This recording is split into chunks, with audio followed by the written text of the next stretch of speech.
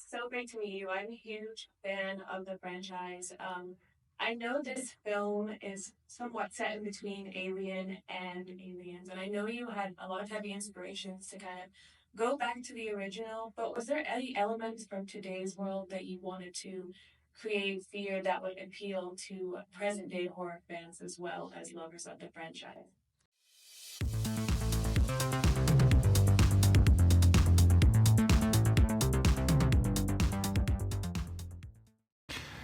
Yeah, look, I tell you, when you make a movie, even if you try to use the techniques of the 80s and the 90s and use less digital and build sets, and you really try to create, even for the wardrobe, even the way the characters were speaking was trying to, you know, be a reference to the movies of that era, so it felt that it belonged between those movies.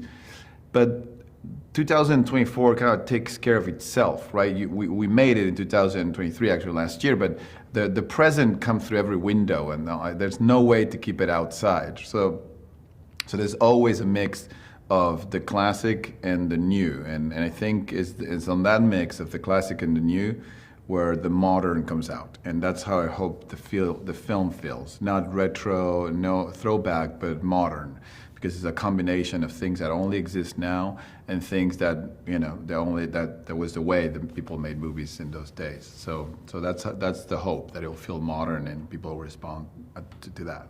And what I've seen so far, it truly is terrifying, and I'm excited for the audience to see it.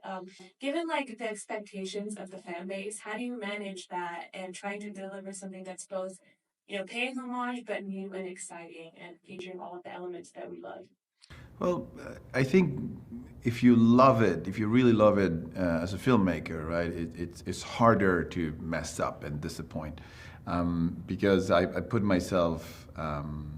It's not hard for me to understand exactly what the audience wants to see, because I'm that audience. I haven't been making these movies in the past, so it's the first time I'm given the privilege to be able to make one, and I don't approach it from a filmmaker standpoint. I approach it more as an audience standpoint, and what do I want to see? What are the things that I haven't seen yet on the world of Alien and I can't wait to see on the screen?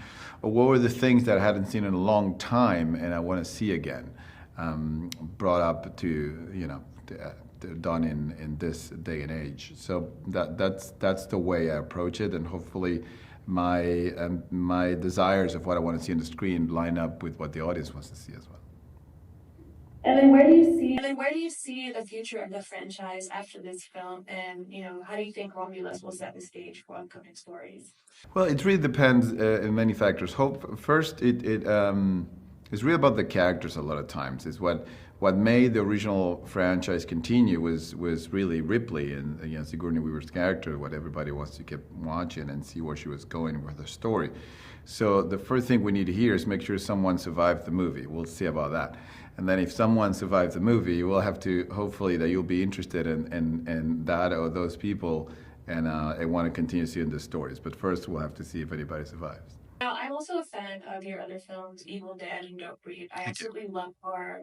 Was there anything that you had, any elements in those movies that you kind of wanted to bring in terms of like terror and fear into Romulus?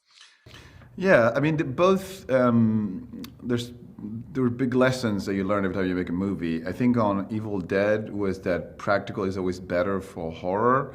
I have nothing against CGs. We actually use it on this movie for the space shots and a lot of the spectacle. But when it comes to the close encounters, the face-to-face, nothing beats practical. If you have to be convinced that that thing is in front of the character to be scared for them. That's something that was the approach on Evil Dead. It was 100% a movie that everything was practical, and it made for a very terrifying experience. And with Don't Breathe, it was all suspense. There was almost no gore or any. There wasn't a lot of like close encounter violence in that film. There was some, but not as much as Evil Dead for sure.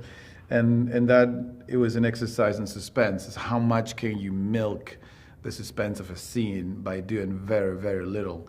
And I felt that was something that obviously works really well for Alien. Alien is a very suspenseful movie, and the goal is to keep you at the edge of your seat for as long as possible before the horror hits. Right? Thank you so much. I have run out of time and I have so much more to ask you, but it was lovely meeting you and I'm so Likewise. excited to see the next installment. Thank you Thank so much. you. Pleasure to meet you.